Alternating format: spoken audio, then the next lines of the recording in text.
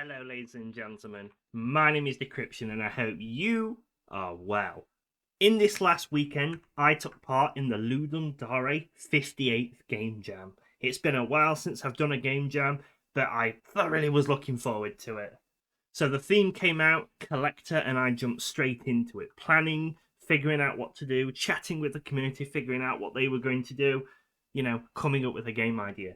And I went and made the game Demon Army Soul Collector, a game where you play a necromancer called Mancy and his assigned assistant Grunt, who work for the demon army leader Nima. She comes in, storming into his palace, and demands that he gives her an army. Responds that he doesn't have an army, she never asked for one. And then the game entails he goes off and he collects souls to fund Nima's army. The game itself is fairly decently large. It's got a lot of new systems that I've never touched before. It's got multiple endings depending how many souls you collect. Overall, so far, the reception for the game has been highly positive. People have enjoyed it. They've all similarly agreed on the same things so far, which we'll get to when we do the review video. But for now, let's jump in and we're going to explore the game I made and talk about all the different things that I added to it, the decisions I had to make, and basically break down the development. Let's get started.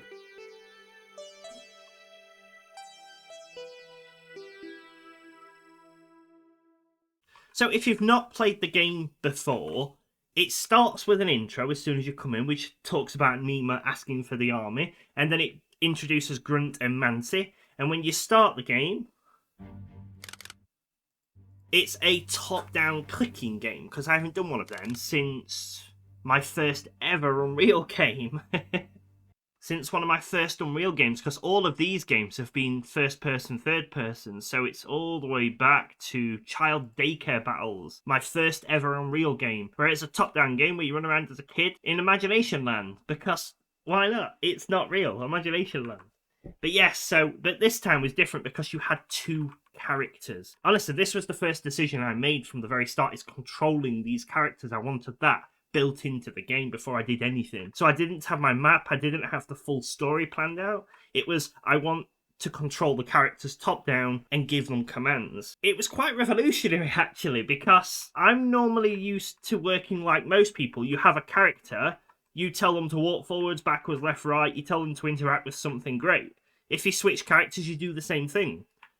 But with my game, you can issue commands and then switch immediately, expecting the command to still take effect. So like, see this body here, I can switch character, I can move around using the left mouse key, and if I press 1 or 2 I can switch characters. If I tell Mancy to steal that guy's soul using the right mouse button, I can immediately switch and he carries on doing it while I'm now playing as Grunt. So that took a huge rewrite of the system I built, because I went in building it like you do. You put commands on the pawn, and that's it. They run it. But when you can immediately switch characters at any point in the game, you have to rethink it. Because the way Unreal's system works is you have character has two things.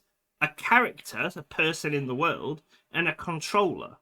The controller, so depending which type of game you're making, you'll typically be told to put your actual controls on one or the other. For example, if your character can get into cars, you will probably build the actual players walking on the character or the pawn and the car driving on the car. You wouldn't put them both on the vehicle, because then you've got to do lots of switches and stuff and it gets confusing.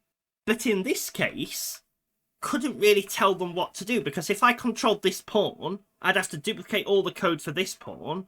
But then as soon as the controller switched between the AI controller and the player controller, it stops all commands running. So like if I, for example, had him and I was telling him to walk forwards, as soon as I switched controller, he'd stop, because the controller issued the command.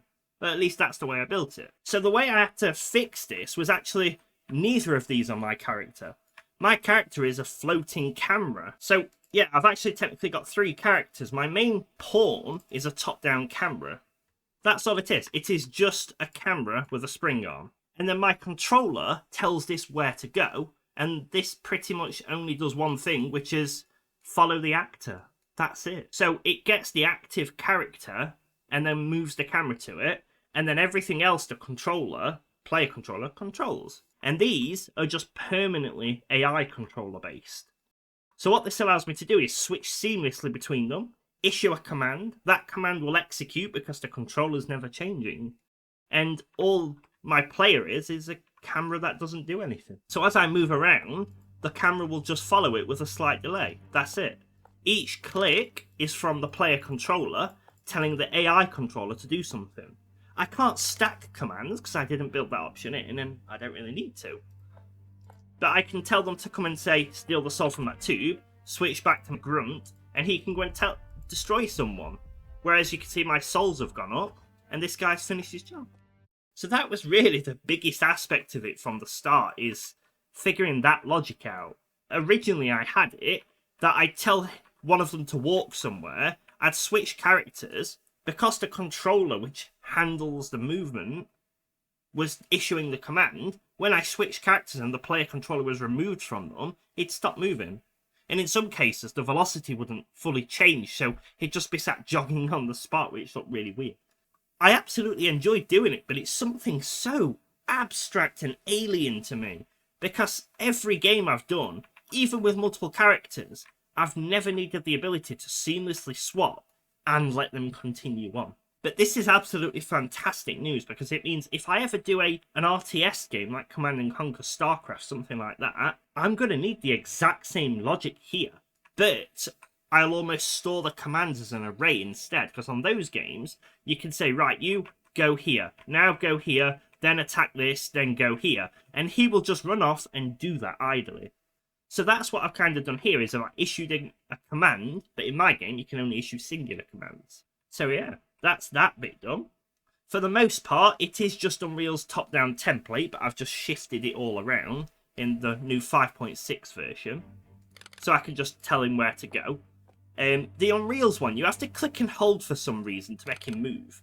I didn't like that, so I did rip that out. You just click and he goes. It just makes more sense to me. Originally, I was going to have it so a single button controls the entire game. You just click on a door, he'll go and open the door. You'll click on a body, he'll harvest the body's soul. But I wanted more to it. It felt a bit easy, just having one button to control it. So I tried to make it work across two buttons. So you have your main abilities, you move, you interact, you talk. That's just your left mouse button. But if you wanted to activate your specific special ability, then you had to use the right mouse button. So for example, Mancy, he is the only one who can steal souls. He's the necromancer. He can only steal souls from dead bodies. He can't steal souls from live bodies, in my lore, apparently.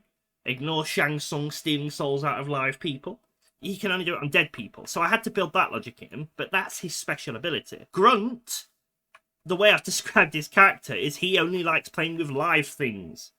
Dead things don't do anything for it, he's not interested. Later on in the tutorials, because you saw it ticking at the top left, it'll tell you that Groot's special ability is to attack people and turn them into dead people, in which Mancy, the necromancer, can steal the soul of, and then it transports them to a dead, soulless corpse, in which nobody cares about them. The abilities and the movement and everything was all written in gameplay ability system, which, if you've seen anything of my series before, is something I absolutely love playing with, is the gas gameplay ability system. The simple concept of it is, any action you very well may want to remove from somebody at any point, you turn into an ability, and then you give people the ability to do that. I'd done this in my last game jam that unfortunately never got published, was the Medal of Honor game Iron Front Alien Reich. All of their abilities, movement, running, jumping, crouching, were gameplay abilities. And it needed to be that way because, just like the old style Call of Duty Medal of Honor games, you built up your moveset for what you could do. So you'd start the game off with nothing. And then a tutorial will pop up saying, press these keys to move, and then you suddenly unlock the ability to move. And then you get to an area, but like, quick, crouch down. Then you gain the ability to crouch, and that's what I wanted in that game, and that's kind of what I needed in this game. So that's what I've done, the gameplay ability system. I built all of these things as abilities, and then when the key was pressed, or the command was issued, it just issued that command. So each character in my game, and the soul tubes, and the broken soul portal, they're all technically characters. And what I've done is I've added a bunch of different variables to them, such as default abilities. So if I compare this to, say, Mancy. So Mancy here, look, he has default abilities of interact and soul steal. So he can interact with objects and he can soul steal from it. But if I say compare it with Grunt, he can interact with things, but he can also attack things. He can't soul steal. If I just simply come in here and say, hey, your newer default ability is soul steal, and in my case, I use something called named abilities. It's a narrative pro term I've ripped off, which just makes so much sense to me. But you use a gameplay tag to state what type something is, and then you run it. I've also got named animations. So say if I wanted a death animation, I passed a gameplay tag of dead, and it gives me the animation associated with it for this character. It's a named animation if you wish. And I've done the same with action, is attack. If I just change that to soul steal, and with those two simple actions, Grunt can now steal souls. In theory, this is entirely untested. Let's have a look. He runs up. Yes, he steals souls, look. That's it. Grunt's just stole the soul. Just like that. And that's what I really like about the gameplay abilities, that I am just going to undo that. But yeah, so that's what I've done. And unfortunately, unless you use a plugin, Gas does require you to do the tiniest bit of C++. So if I just open up the C++, it really is the tiniest bit of C++ ever. You basically just come to your Unreal project, tools, new C++ class, all classes. First thing you want is an attribute set. This isn't a tutorial on Gas, this is just how little C++ I had to do. And if you spell attribute set correctly, you just create a new attribute set, and then in your C++, you have your attribute set.h and C++. The .h file, all of this is copy and paste. You literally don't change or code any of it. You copy and paste nearly all of it in, and then your variables come down here. For me, I've got health and max health. That's all I did. I could have done other things in here, like amount of souls and stuff like that, but I was more really just wanting to use the gameplay ability system, and the health for the attacking was really the biggest one. I've got some delegates here, so event dispatchers. That's so I can say, when the health's changed, update the UI. When the max health changed, update the UI. You know, stuff like that. C++ has just got one single function in it, which basically triggers the event dispatchers, the delegates, that's it. And then you need to create a new owning character, so a character, C++, give it the interface of ability system interface, add the component, add the default attribute set, and then in the C++, you do a little bit more. If you're not a coder, it sounds like a lot. If you've got any experience of coding at all, it's less than 100 lines of code, which are like 99% copied and pasted. If you're going the full replication route, you need multiplayer and everything, yes, it gets a lot harder. Yeah, it does. But once you've initialized Gas, you kind of never have to really go back to the C++, at least in my case. And then all I did in Blueprints is I have data tables. I have my Gas folder here, and I have my different data table for all the attributes of the character. So like Mancy, you can see his max health is 50 and his base health is 50. If I add more stats, they'd all be down here. So like souls, stamina, damage. Grunt is 500. He's got a big chunky health because he's a big tank. And then normal NPCs, they just have 30. You can also create this using curve tables, I believe, if you want a level-based system. But that's really it. So once you've initialized Gas and you've set your attributes, super simple, you basically come in and create your gameplay abilities and gameplay effects. So, let's take a look at we'll do interact. They're all pretty chunky Blueprint codes, look. But all the interact one does, pretty much for me, is when it's executed, I store a target of what I've clicked on. So on the player controller, when I click on this body here, it fires a line cast or a ray cast, gets this interactable and stores it on the NPC to say, this is your current interactable. Targeted enemy, pretty much. It's technically enemy, it's actually their interactable, badly named. It can be a soul catching thing, it can be a door.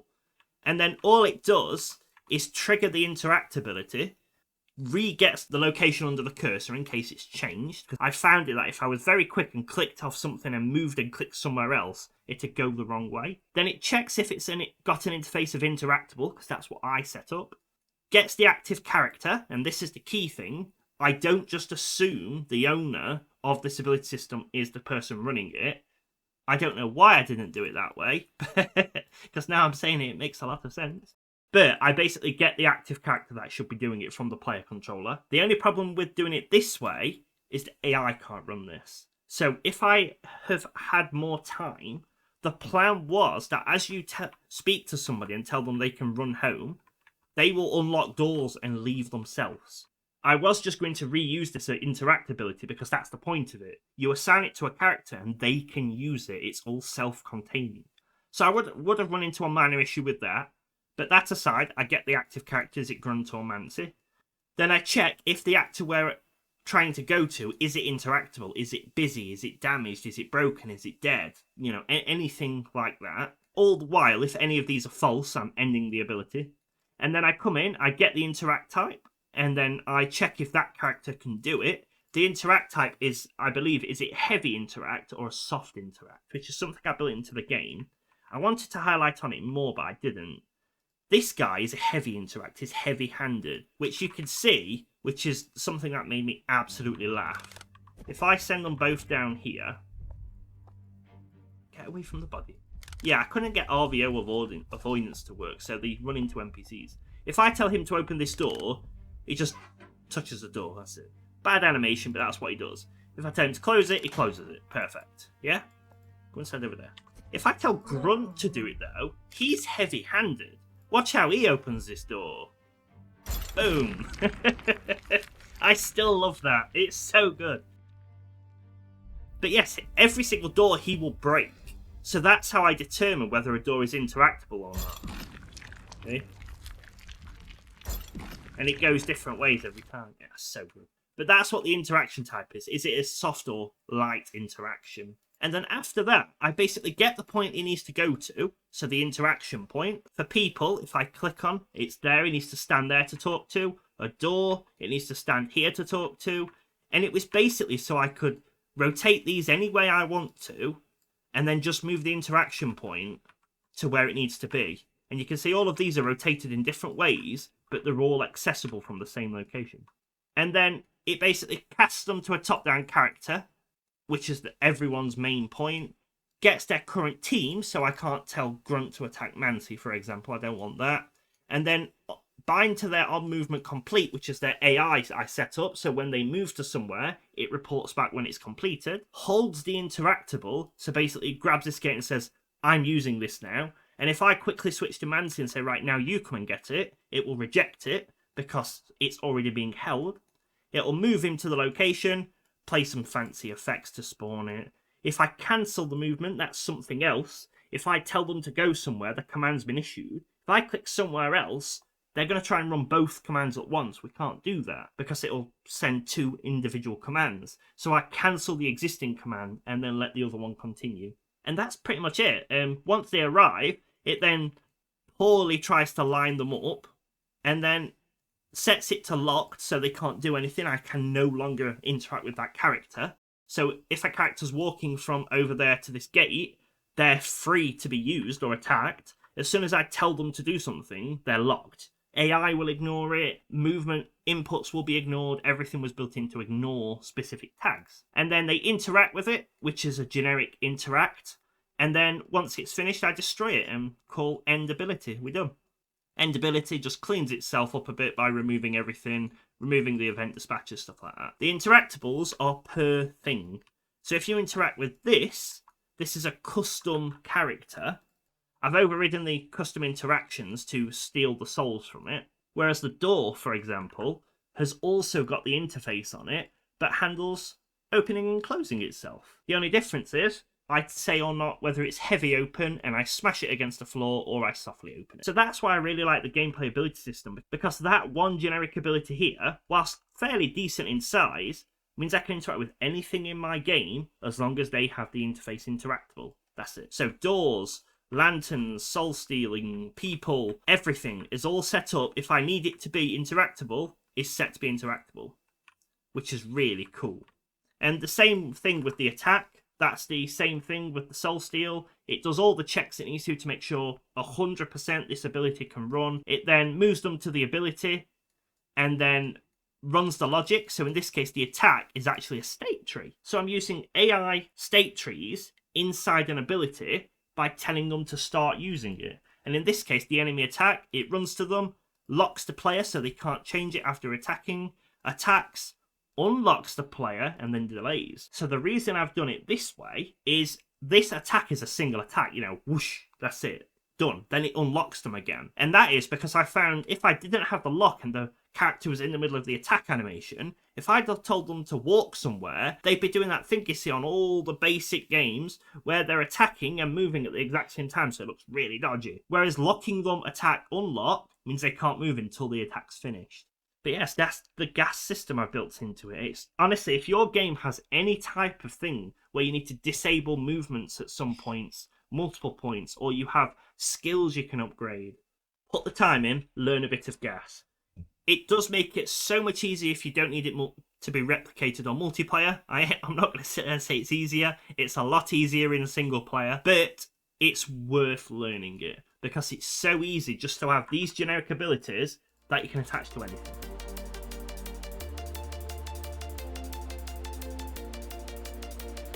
Another thing I built a gas ability onto while we are here is something somebody actually discovered. I didn't think people were going to discover it, but they did. Every so often I have these platforms here. Just wooden boards. If Mancy stands on it, he's a light character. So it just does nothing. But if Grunt stands on it, it starts squeaking. Let's go and have a look, because it's so good.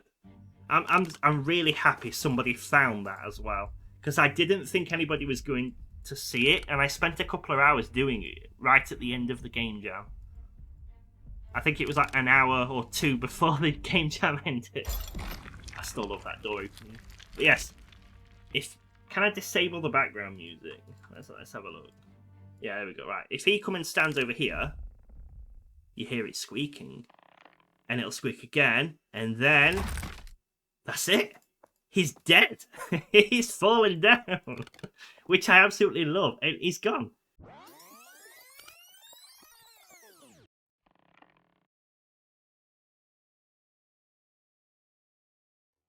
As you can see, he actually falls down as well. Before the camera moves, you quickly see him fall down. I love Alita, but no. I just love Alita. Thank you, Mancy. I love our leader too. But yes, he falls down, which is something I absolutely loved in the game. And yes, somebody discovered it, and that is another blueprint that uses a gas effect, which is something we'll look at in a moment. But all it basically does is check, is somebody stood on it who's a character, yes or no? Are they a heavy set character? Yes. Start a timer, start the first sound. It actually starts 2 times, actually. A 5-second one and a 2-second one.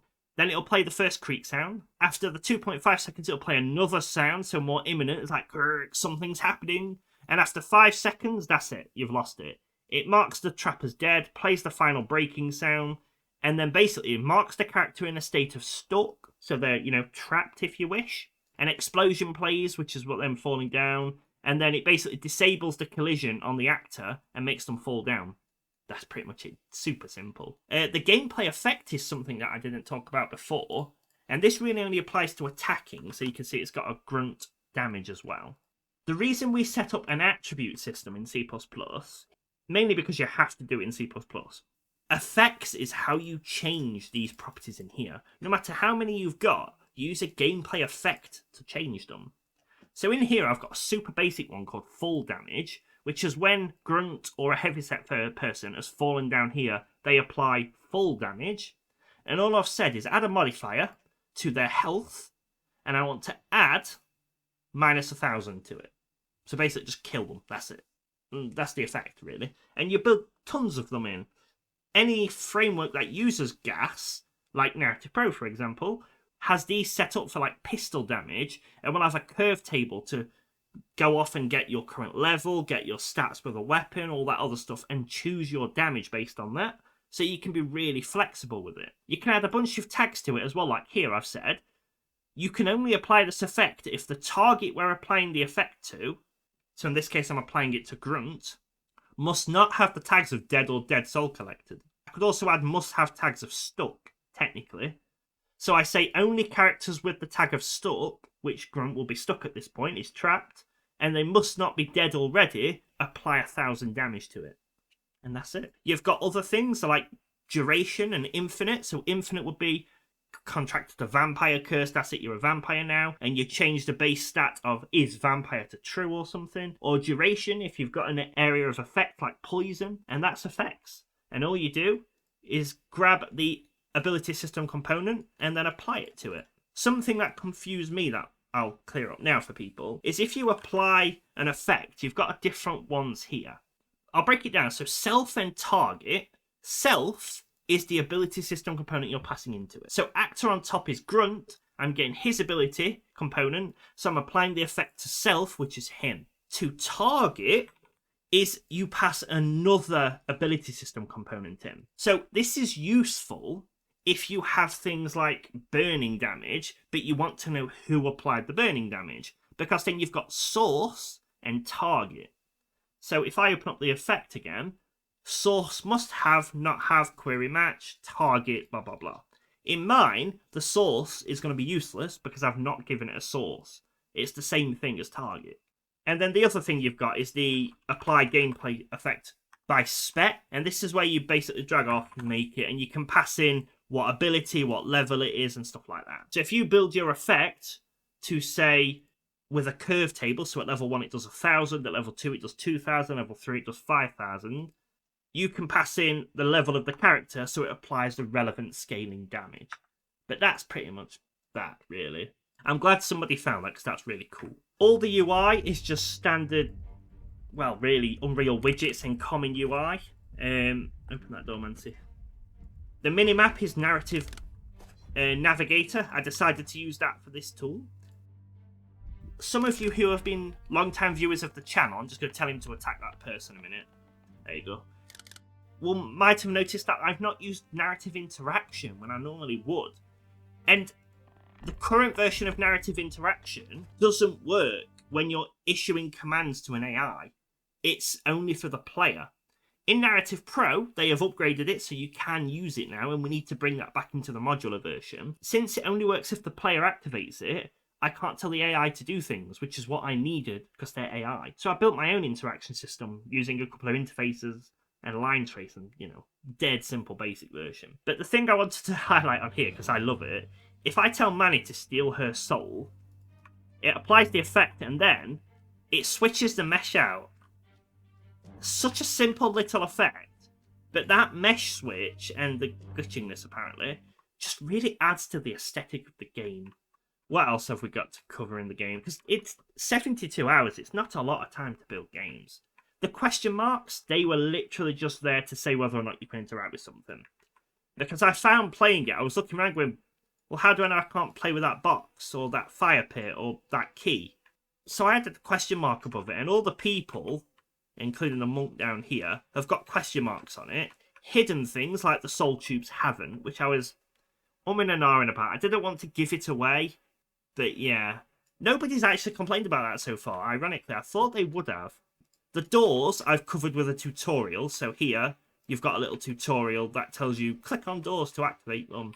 But up here you can't really see their doors, so if I had an artist or if I did it again, I'd do something else to the door to make it stand out as a door. My partner suggested when you hover over it, it glows. That's an option. But I didn't want people sat going like that with their mouse up and down the screen trying to find what to do. So yeah, I'm not sure about that one. The tutorials, if you've seen my YouTube channel, I've got this as a tutorial already. The tutorial for the tutorials, yeah. And all it is a little overlap box that adds a new notification based on what you've passed into it, and then destroys itself if it needs to, pretty much. And that's just a widget.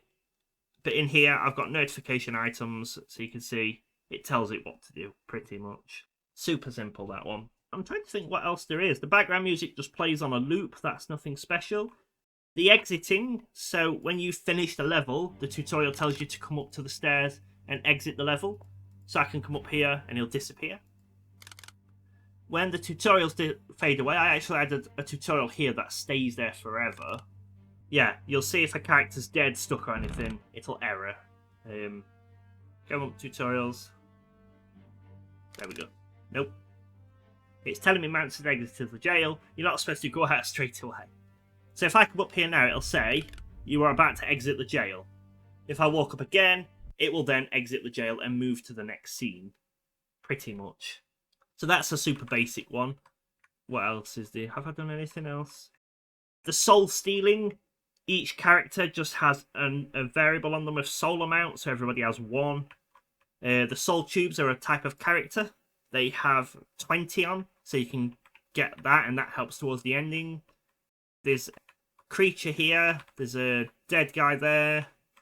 What's over here? There's a monk there. There's another trap. The portal here, I'm not sure if anybody found it, because I think it's broken. It's just something that really annoyed me about Unreal on 5.6. It was also an issue on 5.5. Epic, please fix it. This nav mesh is perfectly fine. Why, when I build the game, does the nav mesh disappear? It's so annoying. And I can't just go to build pass, it didn't fix it. You physically have to delete the nav mesh and re-add it to fix this issue. It's clearly here, look at it. So annoying.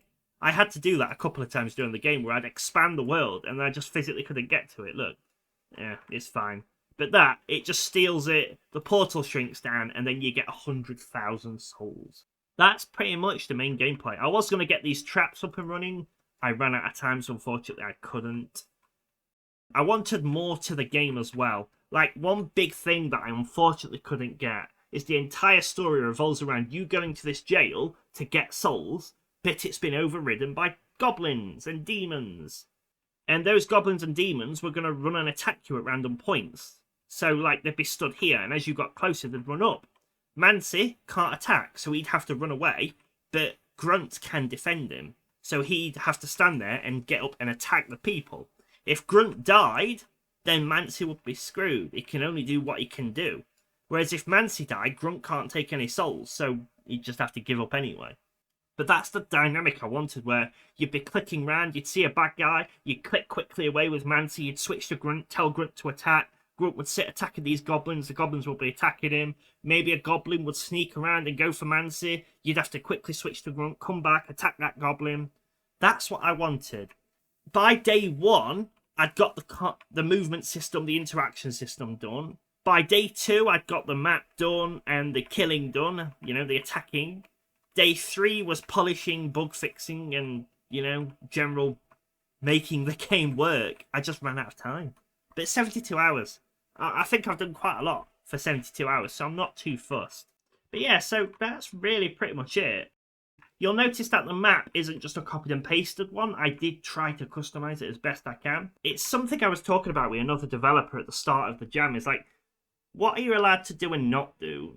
Some jams state you only must use open source free applications, fine. Ludum Dare doesn't state anything. It says make a game, go for it. If you want to spend £1,400 on Narrative Pro, stick down your game and have the most feature-rich game, nothing says you can't do it. So the way I explained it to the other developer was, just do what you want to do. There's no prizes for the Ludum Dare, so it's not like you're going to cheat your way to get $2,000. It's not like that. It's more so, make a game. So I use Narrative's Tales and Narrative Navigator to add quest dialogue and that. And then I made the game myself because that's what I wanted to do. If you want to go and use a framework that gives you everything, you just build the story. Maybe people should state what they're using so you can't be judged on that. Maybe, I don't know. It's such an ethical grey line for, say if somebody can't afford Narrative Tales to do a quest and dialogue, does that mean their game is going to be rated less because it looks like I've got more features? I don't know. The reason I'm saying it is, with the assets, it's really easy for me as a non-artist to just paste the world in and use it and then fill it full of my content. It sounds really wrong. But, you know what I mean? Whereas with this one, if I show you what it originally looks like, bearing in mind, this is it. One long path down here with loads of tubes, jail cells, more jail cells coming down here with stairs, all the way around here, downstairs, more jail cells and rocks everywhere. It's even got some this side you can't see. So that's what it looks like there. If I open up the Cinty Dark Fortress pack of the buildings, so there's the portal. I've ripped that tiny little chunk out. None of this is in the game.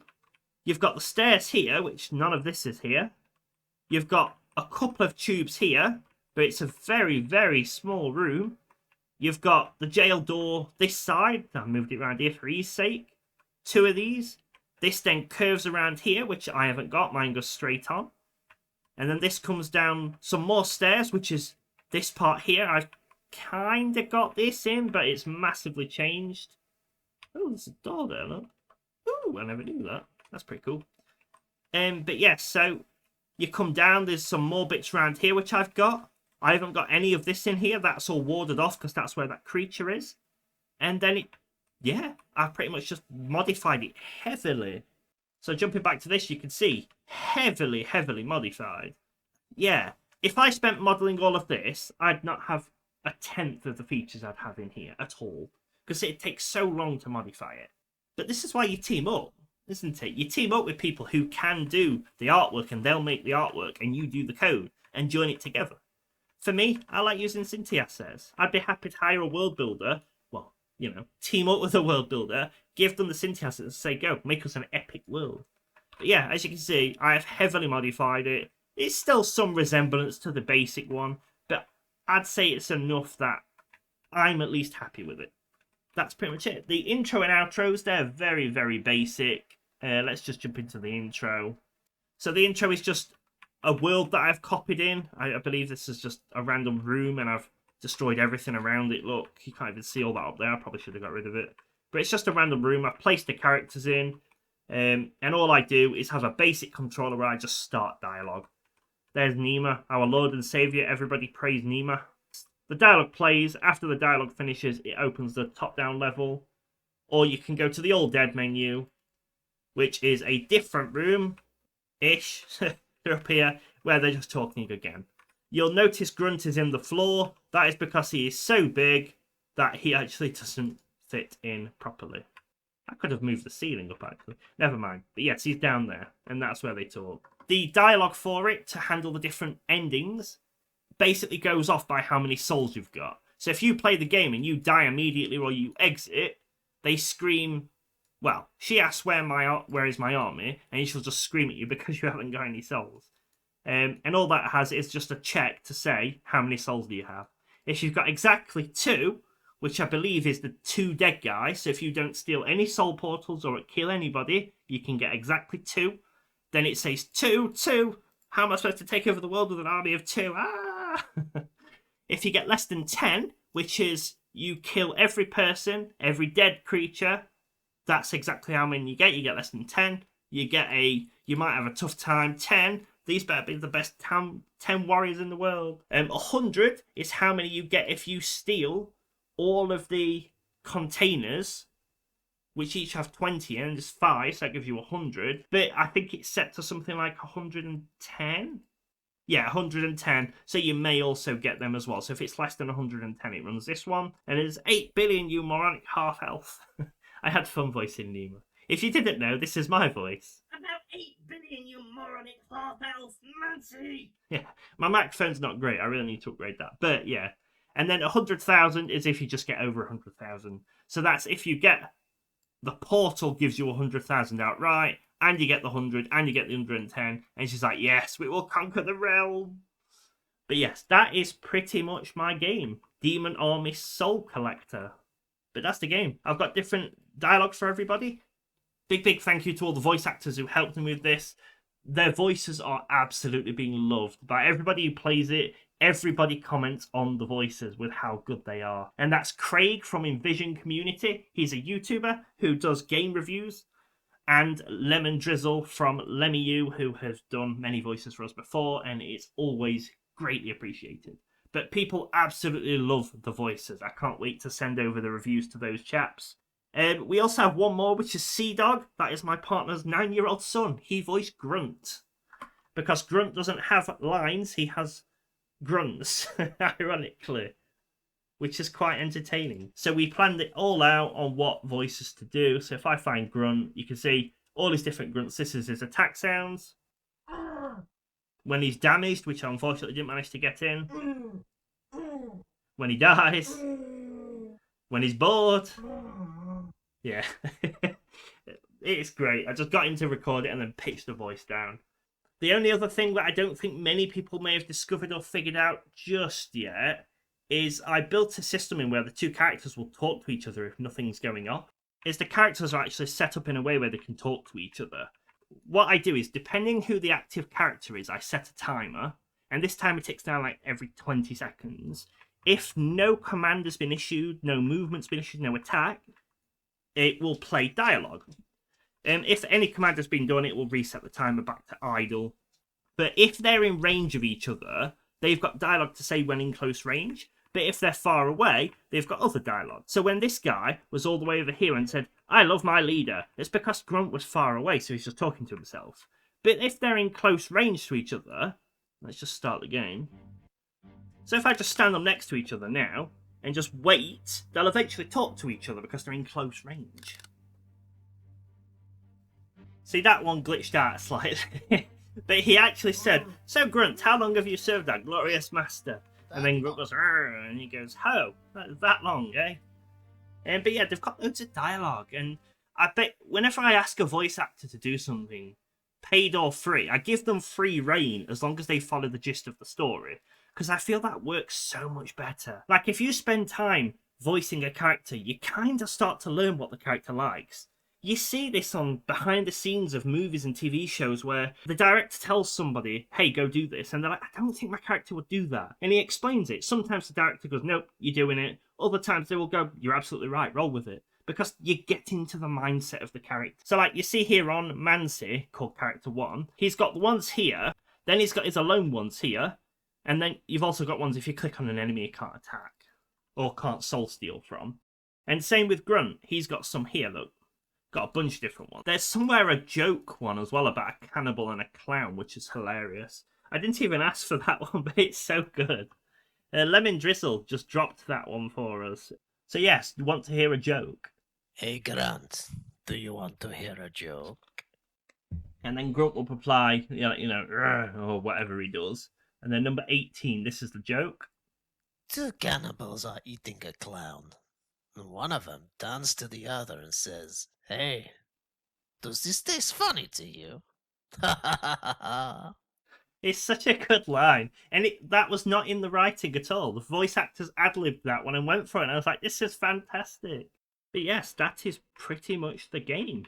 If there's anything specific you'd want to see on the game broken down, please let me know below. I'll make another video showing it. There's a few tutorials I've got out of this that I will obviously be aiming to do from it. Pretty much that's it. The game is super basic, 72 hours. I'm playing a bunch of games from the game jam. There are a lot of really good ones. Let me know if you need to see anything. But yes, thank you for watching, ladies and gentlemen. I hope this was helpful. It's definitely something different. I've not created a game specifically like this before, which is always fun to do. So thank you for watching. I hope you enjoyed it. If you've got any questions, please let me know below or reach out on Discord. Thank you for watching. My name is Decryption, and I will see you next time.